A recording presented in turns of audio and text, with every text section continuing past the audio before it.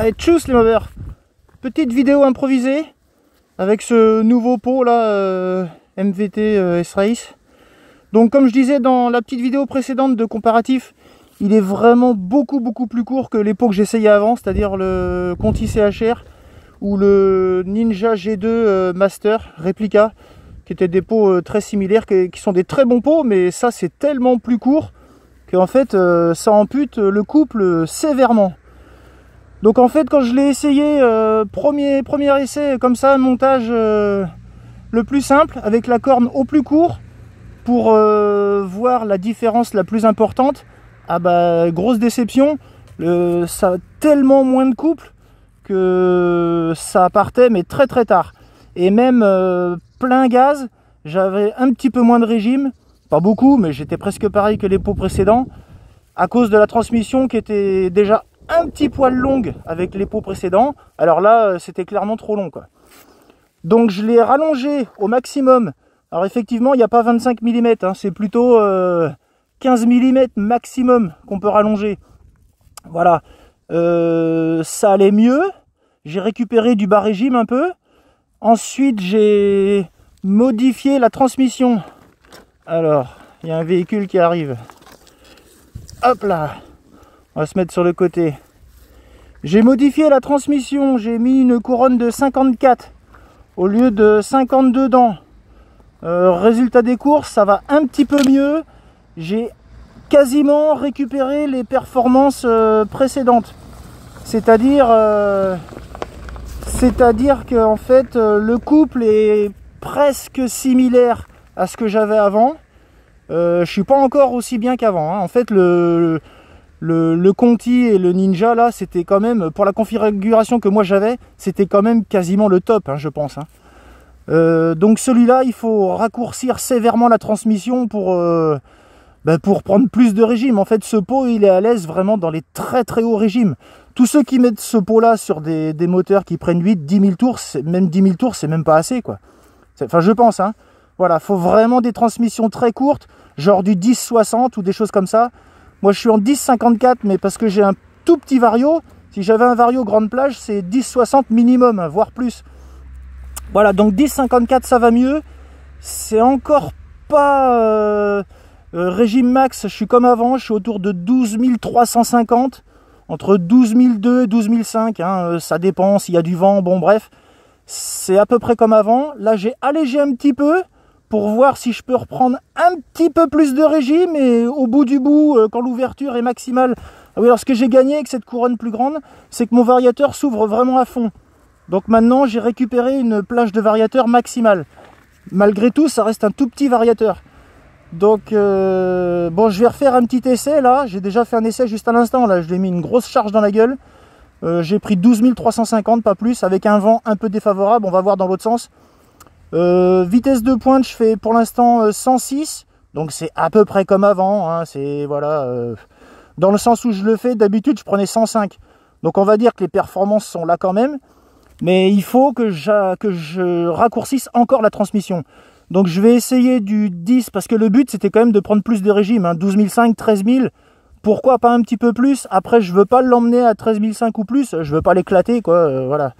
C'est pas une mob de compétition, mais autour de 13 000 ça me ferait plaisir. Et je pense que c'est ce qu'il lui faut au pot. Donc je vais essayer après 10,56. S'il y a du mieux et que je pense que le moteur peut encore prendre du régime, j'essaierai 9,52, ce qui fait à peu près du 10,58.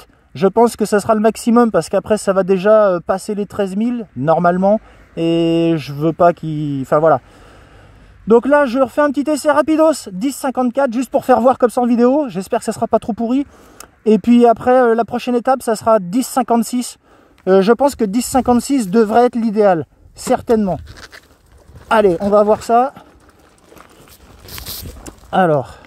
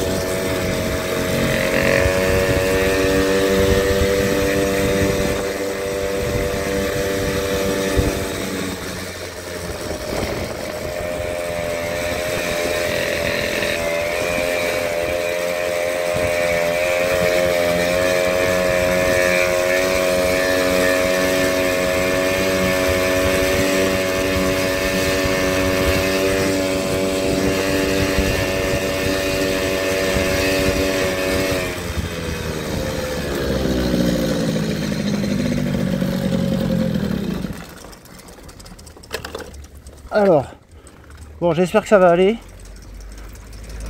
On verra le résultat. Bon, là je peux rouler à très basse vitesse. J'y arrivais déjà avant avec les autres pots. Est-ce que ça filme encore? Oui, je pense. Donc l'avantage quand même, c'est que c'est un pot neuf. Hein, même avec les autres pots, j'arrivais à rouler autour de 5000 tours. Comme là, je sais pas si on verra. Donc j'arrive à rouler à très bas bruit. J'ai acheté ça pour mettre sur les ressorts. Du coup, c'est parfait. Il y a très peu de vibrations. Hein. Il y en a un petit peu, mais il y en a encore moins qu'avec les vieux pots. Donc bon, malgré tout, le silencieux est neuf. Donc bon, ça va quand même pas mal. Mais il faut encore diminuer la transmission, je pense, pour en tirer le maximum. Je pense que 10,56, il y aura une gouache encore un peu plus présente à bas régime. Parce que là, quand même, il faut attendre quasiment 8000 tours pour que ça tire fort. Hein, à 6-7 000, c'est... Voilà, avec les Gianelli, je pense qu'à 7000, ça partait. Voilà. Allez, ça va être très long, je pense, donc j'arrête. J'espère que la qualité va pas être trop pourrie. Et puis sinon, eh ben voilà, là, je pars en vacances, donc la prochaine vidéo, c'est pas tout de suite. Allez, salut les mobbers, ciao. Hop, hop, hop.